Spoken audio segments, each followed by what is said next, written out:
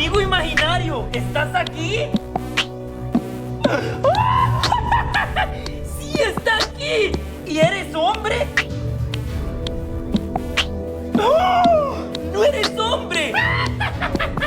Quiere decir entonces que eres una mujer. Entonces, ¿quieres ser mi novia?